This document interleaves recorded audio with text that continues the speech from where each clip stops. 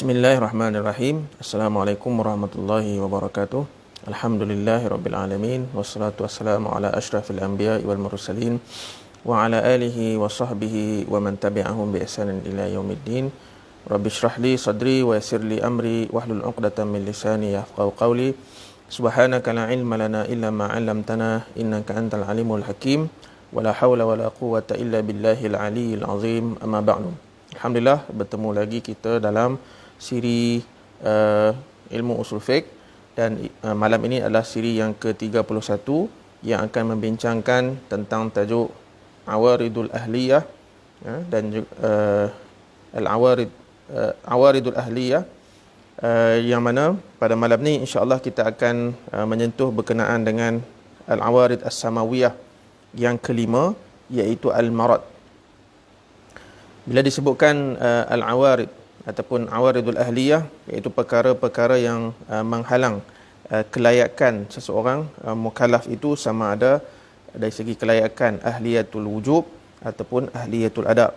Jadi pada kuliah-kuliah yang lepas kita telah pun membincangkan 4 kategori al-awarid as-samawiyah, dan pada malam ni insya-Allah kita sambung perbincangan yang kelima di bawah al-awarid as-samawiyah, iaitu al-marad, sakit. Baik. Jadi definisi sakit ni boleh kita simpulkan bahawa ia adalah satu keadaan yang menyebabkan seseorang individu itu menjadi lemah, berbanding keadaan normal kalau dia tak sakit. Dan apabila dia lemah, dia sakit, ia akan menyebabkan pergerakan terbatas, tidak mampu untuk aktif seperti biasa dan sebagainya. Baik, jadi hukum kepada sakit ini, dia sebenarnya tidak menafikan dua kelayakan ahliyatul wujub ataupun ahliyatul adab. Maksudnya orang yang sakit ini ahliyatul wujubnya masih ada dan juga ahliyatul adabnya masih ada. Kalau kita masih ingat perbincangan kita yang lepas, ahliyatul wujub ini berkaitan dengan nyawa. Selagi mana seseorang itu bernyawa, maka akan kekal ataupun akan sabit kepadanya ahliyatul wujub, iaitu dia boleh menerima hak-hak tertentu seperti hibah, miras, dan sebagainya lah. Manakala ahliyatul adab ialah kelayakan seseorang untuk melaksanakan tanggungjawab ataupun pentaklifan tertentu. Jadi orang sakit ini dan sakit pula akan dibahagikan kepada sama ada sakit sakit yang kita kata sakit kecil ataupun sakit yang biasa-biasa, demam biasa, ataupun sakit yang berat ataupun yang teruk. Sama ada berat ke ataupun teruk ke, sakit seseorang itu dari segi kelayakan ahliyatul wujub ia masih kekal, dan ahliyatul adab pun sebenarnya masih kekal. Cuma tahap pelaksanaan ahliyatul adab, contohnya macam pelaksanaan ibadat, solat, puasa, haji dan sebagainya, mengikut tahap kemampuan seseorang itu untuk melaksanakan ibadat tersebut. Contoh macam solat, kalau seseorang itu sakit berat lah, maksudnya dia tidak mampu berdiri, sebab kalau dia berdiri dia akan rasa nak pitam, rasa goyang dan sebagainya, maka dia boleh ataupun dibenarkan, diharuskan untuk solat dalam keadaan duduk. Kalau tak mampu duduk, boleh semayang dalam keadaan tidur dan berbaring dan sebagainya. Tapi semayang tetap kena sembahyang. Kecuali lah sampai tahap kita kata sakit nazak, memang dia tak boleh ingat ataupun dah tak boleh nak bergerak, dia punya akal pun tidak boleh berfungsi dengan baik dan sebagainya, maka itu dikira tergugurlah dari segi ahliyatul adabnya.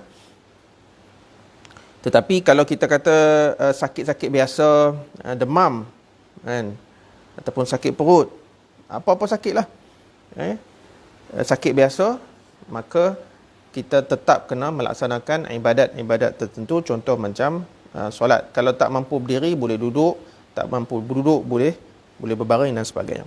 Baik.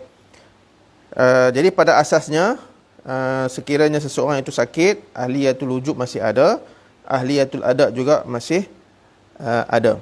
Okey.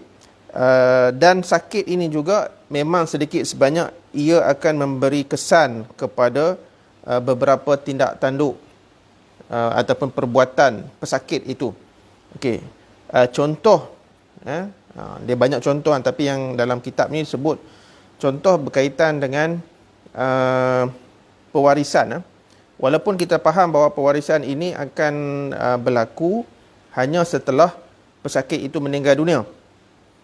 Tapi memandangkan mati itu dia ada hubung kait dengan sakit yang dialami. Kita kata sakit nazak lah, ataupun sakit teruk itu, maka sedikit sebanyak sakit yang teruk itu ada kesan kepada bab miras. Dan juga dari segi wasiat, dari segi hutang piutang dan sebagainya. Okay. Maksudnya ialah apabila seseorang itu telah disahkan oleh doktor bahawa dia telah sakit teruklah, sakit nazak yang boleh membawa mati pada pandangan pakar perubatan, maka ketika itu pihak mahkamah melalui keluarga dia boleh memohon permohonan supaya dilakukan al-hajru, kan, iaitu sekatan kepada transaksi pesakit tersebut. Kerana apa? Kerana dibimbangi kalau tidak dilakukan sekatan ini, pesakit tersebut akan menghabiskan duitnya, sebab dia dah tahu dia nak mati kan, sakit nazak ataupun sakit teruk. Jadi dibimbangi dia akan menghabiskan duit itu pada perkara yang tidak sepatutnya. Kalau dia habiskan duit itu untuk berubat, itu lain ceritalah, kan? Tetapi dibimbangi, para ulama kata dibimbangi akan berlaku kezaliman ataupun menyusahkan pihak waris nanti, maka pihak waris boleh ataupun berhak untuk memohon kepada mahkamah syariah untuk melakukan sekatan transaksi kepada kepada harta pesakit ini. Okey. Baik. Seterusnya dari segi kita kata pernikahan orang yang sakit teruk ni ataupun sakit nazak ini, apa pandangan fuqaha kita? Dari segi pernikahan orang yang sakit dipanggil pesakit maradul maut, pesakit nazak ataupun pesakit yang memang teruk yang boleh membawa mati. Kalau dia nak menikah, dia nak berkahwin, maka pernikahannya dianggap sah di sisi jumhur. Kerana apa? Kerana pernikahan itu kalau cukup syarat dan rukun dikira sah lah, dan tidak mengambil kira lah seseorang itu dalam keadaan sakit ataupun sihat. Okey. Dan menurut pandangan jumhur bahawa pernikahan itu sah dan boleh berlaku pewarisan sekiranya pesakit itu meninggal dunia, walaupun sempat kahwin sehari sahaja contohnya. Okey. Dan dari segi mahar, maka mahar musamma, mahar yang telah ditentukan dalam pernikahan. Kalau macam kita kat Malaysia ni, mahar musamma ni telah ditetapkan oleh negeri-negeri, ada yang 300, ada yang RM70, ikut negeri lah. Okey. Jadi pernikahan pesakit nazak ini, kalau ikut jumhur, mereka khilaf pula. Ada yang kata dari segi pewarisan itu berlaku. Kemudian dari segi mahar, ada pandangan contoh macam Imam Ahmad dan Zahiriyah menyatakan wajib mahar musamma, kan, iaitu apa sahaja mahar yang telah ditetapkan dalam perkahwinan itu, maka itulah yang wajib dibayar. Dan ada pandangan yang menyatakan contoh macam Imam Syafi'i dan fuqaha yang lain menyatakan tidak semestinya mahar musamma tetapi mahar misil. Kan, mahar misil ni adalah mahar yang kita panggil menjadi uruf di kalangan penduduk setempat ataupun dalam keluarga tersebut. Namun disyaratkan juga mahar misil itu ataupun mahar musamma itu tidak melebihi daripada 1/3 kan. Sebab apa? Sebab pesakit itu dah nak mati ataupun nazak teruk kan, memang akan membawa kepada mati pada kebiasaannya lah, pada zonnya. Kalau dia menetapkan ataupun dia membayar mahar musamma itu melebihi 1/3 daripada baki harta yang dia sedia ada, dibimbangi benda tu akan memberi kesan kepada waris-waris yang lain. Okey. Jadi sebab itu menurut jumhur yang menyatakan mahar musamma itu perlu diberikan kepada si isteri, tetapi mahar musamma itu tidak boleh melebihi 1/3. Kan? Ini pandangan setengah ulama lah. Dan ada juga pandangan imam-imam fiqh kita, contoh macam Al-Auza'i menyatakan pernikahan itu sah tetapi tidak berlaku pewarisan. Sebab apa? Sebab dia akan efek kepada waris. Jadi pada pandangan Imam Auza'i ini, orang yang nak mati, kemudian dia kahwin, dia akan memberi kesan kepada waris-waris yang lain. Okey, sebab apa? Sebab berlaku pertambahan waris, iaitu si isteri, kan. Ini pandangan, salah satu pandangan fiqh lah. Kemudian Imam Malik pula memberi pandangan bahawa pernikahan itu tidak sah, dan bila tidak sah, tidak berlaku pewarisan antara suami isteri yang baru berkahwin, yang mana pesakit itu sakit nak mati, kan.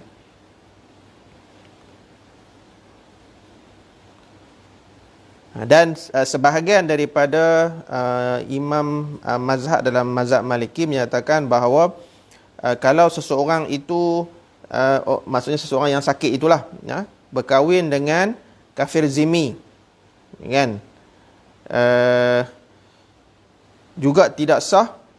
Okey, kalau dalam keadaan dia sakit itulah. Kerana apa? Kerana dibimbangi kalau ikut kafir zimmi ni memang tidak boleh mewarisi, kan, ataupun ahlu zimmah lah, kan. Ahlu zimmah ni daripada Yahudi dan juga Kristian ni, kan, kalau nak ikut memang tidak boleh mewarisi. Sebab apa? Dia tidak beragama Islam. Tetapi kalau dia masa dia kahwin tu dia ahli zimmah, tetapi bila dia dah kahwin baru dia masuk Islam, okey, maka menurut setengah ulama mazhab Maliki menyatakan tidak sah perkahwinan itu dibimbangi kalau isteri itu memasuki ataupun memeluk agama Islam dan dia akan menjadi seorang waris baru, maka waris-waris yang sedia ada akan menerima kesan kurangnya penerimaan bahagian miras mereka, kan. Itu pandangan setengah mazhab ataupun setengah pandangan fiqh, khususnya dalam mazhab Maliki. Baik. Okey, kalau ikut mazhab Maliki juga, perempuan itu, isteri itu tidak akan menerima apa-apa sekiranya difasahkan sebelum dukhul. Okey. Dan kalau dia kahwin, ni kahwin dengan pesakit yang nak mati tu, kan, tiba-tiba diceraikan, maka tengok, kalau dia belum didukhul maka dia tidak dapat apa-apa. Tapi kalau dia dah didukhul oleh pesakit yang nak mati tu, maka dia akan mendapat mahar misil, kan, yang kita panggil mahar yang menjadi uruf di kalangan masyarakat setempat ataupun dalam keluarga tersebut, kalau dah berlaku dukhul. Okey. Okey, namun pandangan yang dipilih oleh Dr. Abdul Karim Zaidan dalam kitab Al-Wajiz fi Usul Fiqh ini, beliau memilih pandangan jumhur, iaitu menyatakan sekiranya seseorang pesakit yang nazak itu kalau dia kahwin, maka perkahwinannya itu sah, dan juga boleh berlaku pewarisan antara suami isteri sekiranya seorang itu sakit nazak, kan. Dan juga wajib diberikan mahar musamma ataupun mahar yang telah ditetapkan dalam akad nikah, sekiranya kurang daripada mahar misil. Okey, sekiranya mahar musamma itu melebihi mahar misil ataupun melebihi daripada 1/3 daripada harta pesakit yang ada itu, maka mahar musamah itu perlu mendapat keizinan ataupun persetujuan daripada waris-waris yang lain. Sebab apa? Sebab bila seseorang itu sakit tenat, okey, kepada logik akal je dia memang akan mati, kan? Jadi bila dia mati, hartanya bila dia mati dia akan menjadi hak milik waris-waris yang ada. Jadi bila dia kahwin, dia telah menambah seorang lagi waris baru, yang mana bila tambah seorang waris, maka bahagian waris-waris yang lain tu dia akan jadi kurang, kan? Itu yang disebabkan para fuqaha dalam bab nikahul marid maradul maut ini menyatakan boleh, bukan kata tak boleh kahwin, boleh kahwin, tetapi dia dikaitkan ataupun diikat dengan tidak boleh melebihi, kalau mahar musamah itulah, kalau mahar musamah itu tidak boleh melebihi 1/3 daripada harta pesakit yang nazak itu, kerana apa? Kerana meraihkan juga kewujudan waris-waris lain yang sedia ada. Okey. Okey, jadi menurut Dr. Abdul Karim Zaidan juga, pandangan mazhab Maliki ni yang menyatakan pernikahan itu tidak sah merupakan qaul yang dhaif, qaul yang marjuh. Kerana apa? Kerana pernikahan ini adalah minal hawaij al-asliyah lil insan, keperluan tabi'i kepada setiap manusia, dan tidak ada sekatan pun sebenarnya. Orang tu tengah sakit tenat ke, kan? Contoh sakit kanser, kan? Apa-apa penyakit kronik dan tenat lah, tidak ada masalah pun kalau nak kahwin. Baik, itu isu pernikahan. Seterusnya yang berkaitan dengan pesakit juga ialah berkaitan dengan talaqul marid. Okey, apabila seseorang pesakit yang sakit nazak ini dia dah nak mati, okey, lepas tu dia ceraikan isteri dia, kan? Isteri dia dengan tolak bain. Okey, maka apa hukum dia? Jatuh ataupun tidak talak tersebut? Maka ada khilaf di kalangan para fuqaha. Jumhur menyatakan bahawa walaupun si isteri itu telah diceraikan, even talak bain, talak 3, sebenarnya isteri itu masih berhak untuk menerima pewarisan itu. Kerana apa? Kerana dibimbangi bahawa suami yang sakit tenat menceraikan isteri dia, dia dah nak mati pun, yang tiba-tiba dia pergi cerai bini dia, kan? Maka jumhur kata dibimbangi ada niat tertentu dalam hati suami itu, takut-takut dia nak menzalimi isteri, kan? Sebab isteri ni sepatutnya berhak untuk mendapat pusaka, miras daripada si suami yang meninggal dunia, kan? Tiba-tiba kena cerai, kan? Duk hak nazak dah, teruk dah nak mati ni, tiba-tiba kena cerai. Jadi untuk kita panggil menjaga kemaslahatan si isteri, menurut jumhur talak tu berlaku, tetapi isteri tetap berhak menerima pusaka. Ini special case lah, special case. Sebab apa? Sebab kalau dalam keadaan biasa, bila seseorang maksudnya satu-satu pasangan bercerai, dan kalau habis iddah, itu kalau talak raj'i. Kalau talak bain memang talak 3 lah. Okey. Kalau dah habis iddah apa semua tu, maka tidak boleh berlaku miras at-tawarus baina az-zawjain yang diceraikan.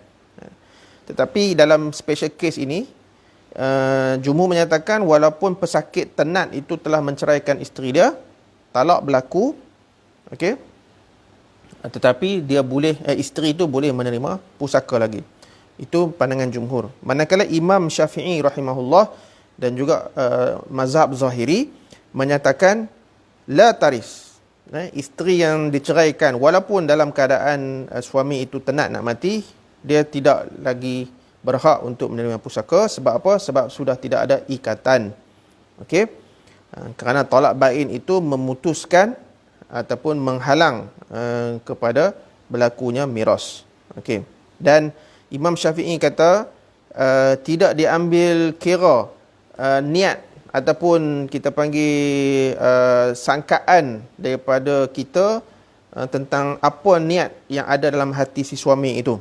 Kan? Kerana apa? Kerana menurut mazhab Syafi'i, hukum hakam fiqh terbina di atas perkara yang zahir, iaitu apa yang terkeluar daripada mulut si suami. Dia dah ceraikan bini dia tu, maka itulah yang zahirnya. Yang dalam ni, wallahu yatawalla sarair, kan? Itu urusan dia dengan Allah lah, kan? Sama ada dia bila pesakit tenat itu, dia menceraikan isteri dia dalam keadaan tenat itu, apa sahaja yang dia maksudkan daripada perceraian itu biar Allah yang uruskan dengan dia nanti, kan? Okey.